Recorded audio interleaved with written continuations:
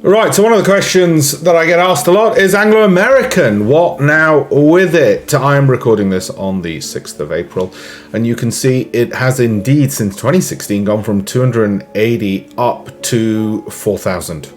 All right, so it grabs your attention. However, the problem we've got at the moment about getting into this, yes, I know the macroeconomic background in terms of demands on commodities, mining, sanctions on Russia, and therefore price rises elsewhere, and Anglo American is indeed, as you can see, at all-time highs.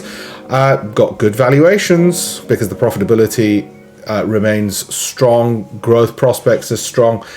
It's just that it's a bit overbought. It's in new territory, and you might say, well, that's fine, all-time highs, uncharted territory, it will continue going higher. I'm just somewhat a little bit concerned about the levels it's at, and therefore, in comparison to other companies, I'd rather just not be doing a short-term commodity play.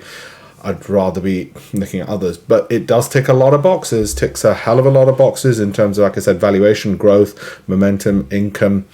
It's just some of the technicals are looking a bit too rich for my taste.